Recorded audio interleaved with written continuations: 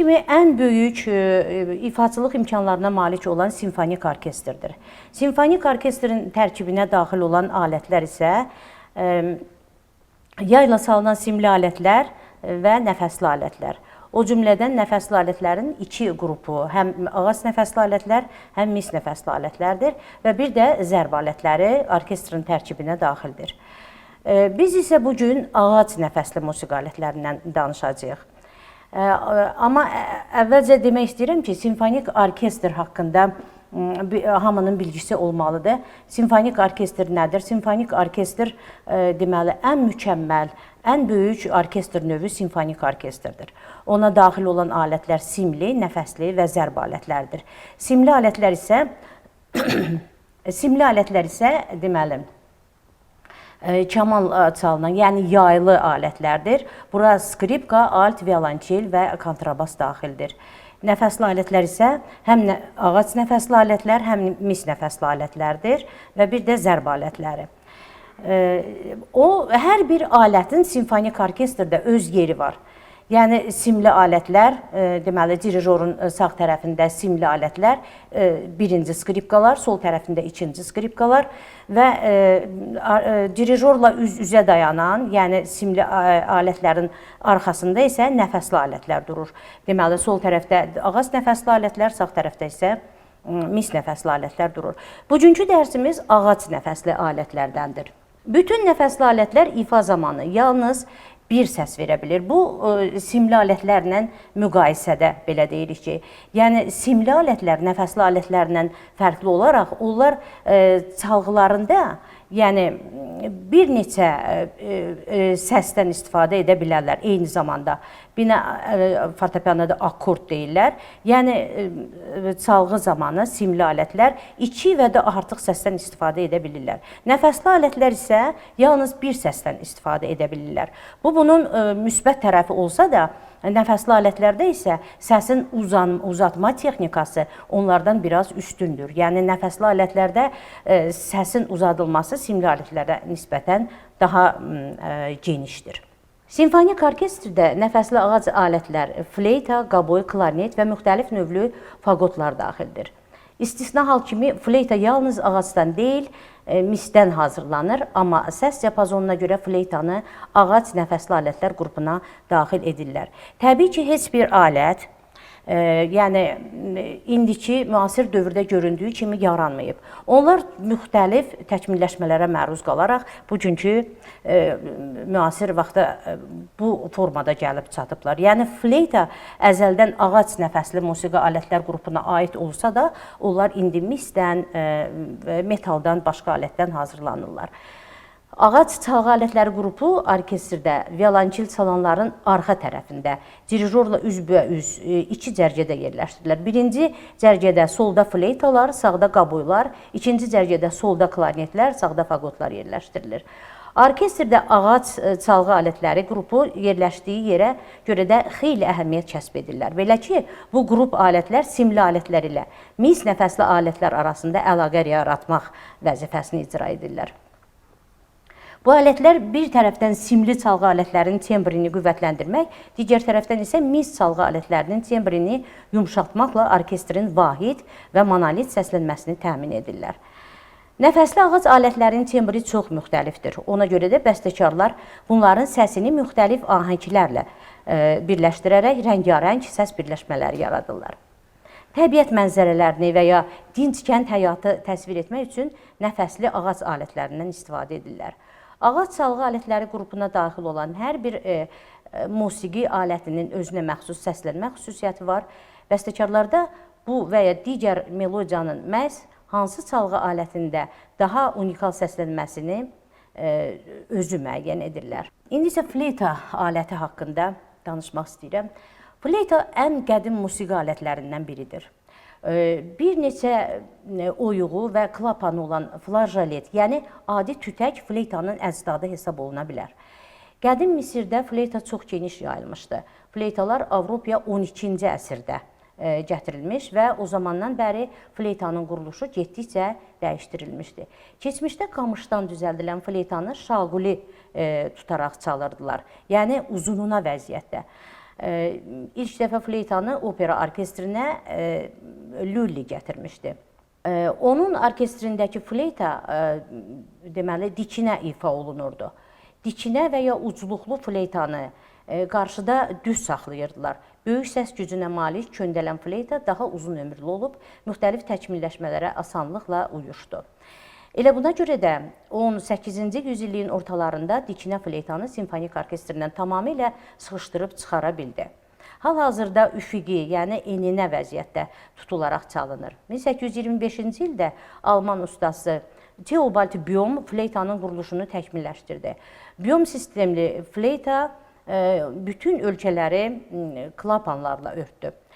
Bu virtuoz ifa imkanlarını asanlaşdırdı. O vaxtdan bəri fleyta elə bir mükəmməl musiqi aləti olmuşdu ki, onun üçün heç bir texniki çətinlik yoxdur. Müasir fleyta qara ağac və metaldan 67-68 sm uzunluqda böyük borudan ibarətdir. Material səslənməyə təsir göstərir. Metal fleytalar daha sirayət edici, ağac fleytalar isə daha yumşaq səsə malik olur. Fleyta borusu 3 hissədən ibarətdir. Başlıq, orta hissə və sonluq. Bunların birincisi baş adlanır. Fleytanın bütün əsas klapanları orta hissədə yerləşir. Aşağı hissədə cəmi 2 klapan var. Başlığın əsas kökləmək üçün hərəkət edə bilən tıxacla örtülür. Fleytanın səslənməsi son dərəcə saf, şəffaf, ahəngdar və eyni zamanda soyuq təhərdir. Fleytanın bu keyfiyyəti təbiət səslərini, quşların civiltisini, küləyin əsməsini təsəvvür etmək üçün geniş imkan yaradır. Fleytanın kiçik bir qardaşı da var, belə deyək. Buna piccolo fleyta deyirlər. Fleyta piccolo həcmcə çox balacadır, 2 dəfə daha balacadır və onun səslənməsi isə bir oktava yuxarı səslənir bu fleytadan. Demək olar ki, simfonik orkestrin ən zil səslənməsi fleyta piccoloya aiddir. Çox nadir hallarda alt və bas fleytalara da təsadüf edilir. Onların ölçüsü adi fleytadan bir qədər böyük və səsi daha qalındır. Onu da qeyd edək ki, indi Azərbaycan məkanında fleyta məktəbini yaradan insanlar olublar və onlar eyni zamanda həm fleyta məktəbini yaradıblar, eyni zamanda onlar sola, həm orkestr iştirakçıları olublar, həm də sola ifaları ilə deməli Azərbaycan öz sola ifalarını kütləyə nümayiş etdiriblər. Onlardan biz Ələkbər İskəndərov, professor Ələkbər İskəndərov, Telman Hacıyevi deyə bilərik. Onlar dünyada olmasalar da onların səs yazıları, yəni lent yazıları Azərbaycan radio televiziya. İndi isə ağac nəfəsli alətlər qrupuna aid olan daha bir alət haqqında, qaboy alət haqqında danışmaq istəyirəm. Nəfəsli ağac alətlərinin ikincisini qaboy təşkil edir. Qaboy da qədim musiqi alətidir, qədim ney alətindən törənmişdir. 18-ci əsrin birinci yarısından professional musiqidə istifadə olunur. Qaboy öz səsinə görə lirik sopranını xatırladır və qaboyda ahəngdar, həzin melodiyalar daha yaxşı səsləndiyi halda iti, templis, şən melodiyalar yaxşı səslənmir. Musiqiçilər deyirlər ki, qaboy hərəkət etməkdə daha çox oxumağı sevir. Qaboy öz səsi ilə insana hisslərinin bütün dərinliyini açıb göstərə bilir. Həmçinin onun səsində sanki təbiətin nəfəsi hiss edilir. Çöllərin, meşələrin gözəlliyi tərənnüm edilir. Uzaqdan eşidilən çoban tütəyinin səsi canlanır. Bu cəhətdən də nəfəsli alətlər içərisində qaboyun misli bərabəri yoxdur. Öz quruluşuna görə qaboy aşağıdakı hissələrdən ibarətdir. Bütün səs oyuqları və klapanlar yuxarı və aşağı buğumda yerləşir. 17-ci əsrin ikinci yarısında Fransada yaranmışdır. Müasir qaboy ucu bir qədər genəldilmiş konus şəkilli nazik borudan ibarətdir.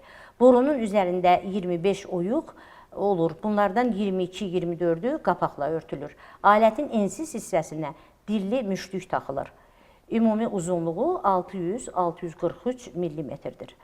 Diapazonu kiçik oktavanın si notundan və yaxud si bemol notundan 3-cü oktavanın la səsinə qədərdir. Qaboyun növlərindən biri də İngilis tütəyi. adlanır. Bəzən ona ingilis nəfiri də deyirlər, ona rusca, angliski rajok da deyirdilər, əsasən bu adından məşhurlaşıb. Onun səs qamışı əyri metal boruya taxılmışdır. Bundan başqa onun ağzı armud formasındadır. Səs diapazonu kiçik oktavanın mi səsindən ikinci oktavanın si bemol səsinə qədərdir. İngilis tütəyi qabuğu ilə eyni cür aplikaturada bir kvinta aşağı səslənir, yəni fa düzümündə tonu dəyişdirilmiş alətlər sırasına aiddir. Notlar skripka açarında həqiqi səslənmədən bir kvinta yuxarı yazılır. Qabuğun tembri ilə müqayisədə ingilis nəfirinin tembri daha gəliz və yumuşaqdır. Simfonik orkestrdə adətən bir ingilis tütəyi işlədilir. Partiturada onun parçası qabuğun parçasından aşağıda yerləşdirilir. Bəzən qabuğun parçasını ifa edən musiqiçi ingilis tütəyinin, yəni ingilis nəfirinin də parçasını çalır. Belə olduqda alətlərin dəyişilməsi mola in sözləri ilə bildirilir. Nəfəs alətlərinin, ağac nəfəs alətlərinin digər bir aləti də klarnet alətidir. Nəfəsli ağac çalğı alətləri içərisində ən cavan alət klarnetdir. Klarnet ağac alətləri qrupunda çox mühüm yer tutur. Çox böyük ifaçılıq imkanları vardır. O da qabuğu kimi tütəyin inkişafı nəticəsində meydana gəlmişdir. Yalnız 18-ci əsrin sonlarında simfonik orkestrin tərkibinə daxil ola bilmişdir. Solo ansambl aləti kimi əsas rollardan birini icra edir. Klarnetin quruluşu silindr şəkilli boru formasındadır.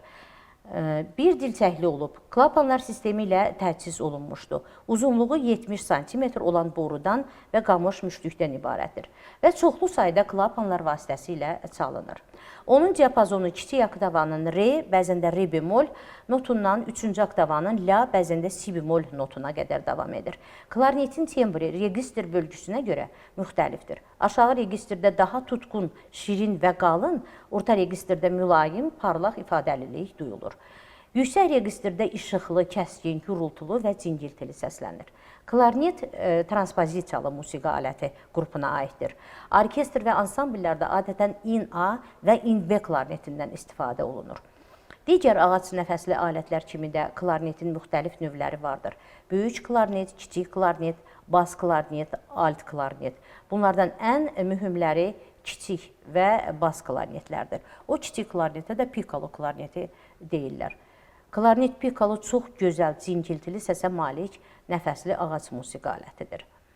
Bas klarnet quruluşuna görə klarnet kimidir. Yalnız iri həcminə və bir qədər dəyişilmiş formasına görə fərqlənir. Bas klarnetin səsi son dərəcə ifadəli, dramatik və bir qədər sərtdir. İlk dəfə 19-cu əsrdə opera musiqisində, daha sonra simfonik musiqidə tətbiq olunmuşdur. Ağac nəfəs alətlərin digər bir aləti də faqot alətidir. Nəfəsli ağac alətlərinin 5-ci ailəsini musiqi aləminə çoxdan məlum olan faqot təşkil edir. Faqot 16-cı əsrin 20-30-cu illərində İtaliyada yaranmışdı. Faqot simfonik orkestra klarnetdən əvvəl daxil olmuşdur. 18-ci əsrin əvvəllərində faqot orkestrdə fleyta və qabuğu ilə birgə iştirak edirdi. Faqot nəfəsli alətlər içərisində baş rolunu oynayır. Faqot sözü latınca fagostus sözündən götürülüb, şələ mənasını verir. Faqot boruları zahirən xırda odun şələsinə bənzəyir. Müasir faqot yüngül ağcaqayın ağacından hazırlanır. Ağacın gövdəsində oyuqlar açılır və klapanlar bərkidilir. Faqot 4 hissədən ibarətdir. Aşağı buğum, orta buğum, böyük buğum və boru ağzı. Qamış dilçək S hərfinə bənzər əyilmiş borucuğa keçirilir. Faqotun səsi biraz ağır çıxsa da, o öz bədii məziyyətlərini və ifadəliliyini saxlayır və insanı xəyala daldıran həzin melodiyalar faqotda çox gözəl ifa olunur. Faqotun diapazonu kontraktavanın si bemol notundan 2-ci oktavanın mi notuna dək davam edir. Əvvəllər faqotun bir neçə növü mövcud olmuşdur. Diskant faqot, alt və ya tenor faqot, xorist faqot, ikili faqot, kvart faqot, kvint faqot və kontrafaqot. Tədricən bu növlər aradan çıxaraq yalnız kontrafaqot saxlanmışdır. Kontrafaqotun tembri bir qədər xırıltılı, diapazonu isə faqota nisbətən bir qədər bir oktava aşağı səslənir. Saksofon nəfəsli aləti ağac alətləri qrupuna daxil olan sonuncu alətdir. Saksofonlar ailəsi 1842-ci ildə Belçikalı musiqi sənətkarı Adolf Saks tərəfindən ixtira edilmiş və özü tərəfindən də 1846-cı ildə patentləşdirilmişdir. 19-cu əsrin əvvəllərindən nəfəsli orkestrdə, ansamblə müşayiət edən solo musiqi aləti olaraq və nadir hallarda simfonik orkestrdə istifadə olunur. Caz və ona yaxın digər musiqi janrlarının, eləcə də estrada musiqisinin əsas alətlərindən hesab olunur. Saksofonun qamış dilçəyi klarnetin dilçəyinə çox oxşuyur. Odur ki, saksofon ifa edənlər klarnet alətində də çala bilirlər. Bugün biz sizinlə yalnız nəfəsli alətlər qrupunun taxta nəfəsli alətlərə aid olan qismini öyrəndik. Gələcək dərslərimizdə daha sonra mis nəfəsli alətlər və yaxud simli alətlər haqqında da danışacağıq. Bildiyimiz kimi nəfəsli alətlərin ağac nəfəs alətlərinə aid olan alətləri indi həm solo alət kimi, həm də ansamblə daxil olan, həm də orkestrdə istifadə olunur. Yəni, orkestr nəfəs alətləri olmadan fəaliyyət göstərə bilməz. Ona görə də bu alətlər çox önəmlidir, çox vacib alətlərdir. Bugünkü dərsimiz bu qədər. Gələn dərslərdə görüşmək ümidi ilə sağ olun.